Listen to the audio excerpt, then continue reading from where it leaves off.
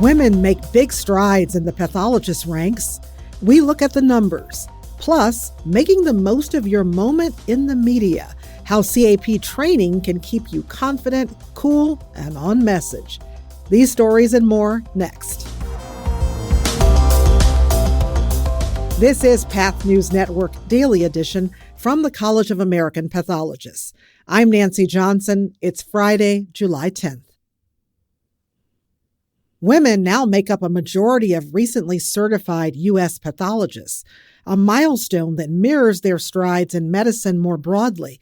According to an analysis in the latest issue of the Academic Pathology Journal, 53% of pathologists certified since 2006 identified as women, a jump from 27% prior to 2006. Yet the University of Washington researchers found that the overall proportion of women with active certification remains under 50%, noting that recent progress has not yet overcome the more widespread exclusion of women in the past. Racial and ethnic disparities show no signs of abating. The analysis found that 62% of recently certified pathologists identifying as white, 27% as Asian, and just 4% as Black or African American. The researchers analyzed demographic data from the American Board of Pathology, covering more than 39,000 board-certified pathologists.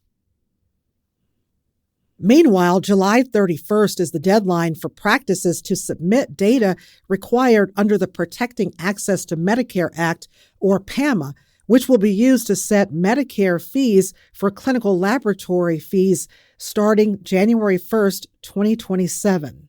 Remember to allow time to prepare the data and for identity verification, which can take several days.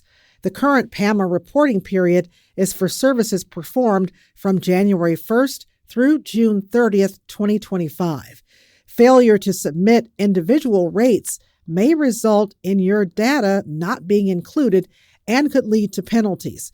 You can find resources to help you through the process, as well as background on PAMA on the CAP or CMS websites.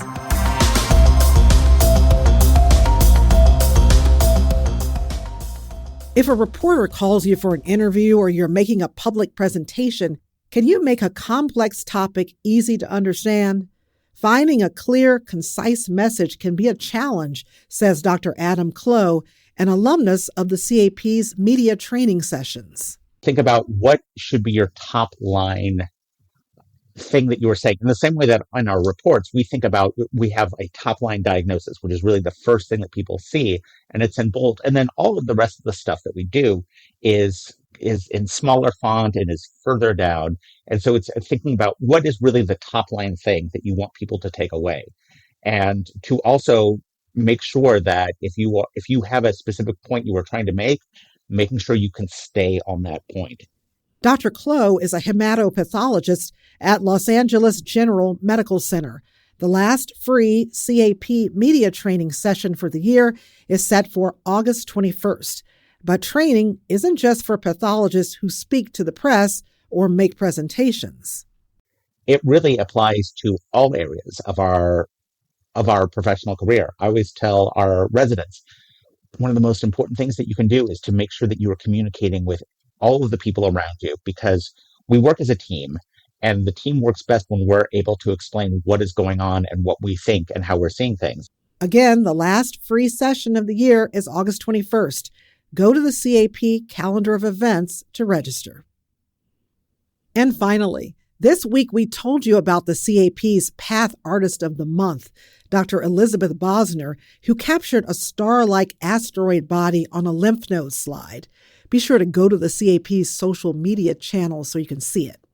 But imagine using a brush and watercolors to paint each cell you see under your microscope. For Dr. Leonie Shuren, the microscopic world is her muse. Dr. Shuren's intricate paintings depict tissues and diseases and even the techniques pathologists use to view them. One series of watercolors captures skin, cartilage, and colon images in a bright pentachrome stain. The pathologist from Oberhausen, Germany, has a large and growing social media following, but she says she doesn't consider her pieces science communication. Quote, "It's more about showing off what the body can do," she told the Scientist website.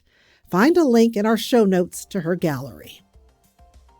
That's all for today's Daily Edition. Be sure to check the show notes for more information on today's stories. Got a story you'd like for us to cover on the Daily Edition? Write to us at stories@cap.org. We're back on Monday at 5 a.m. Eastern for another episode of the Daily Edition. I'm Nancy Johnson. Have a great day.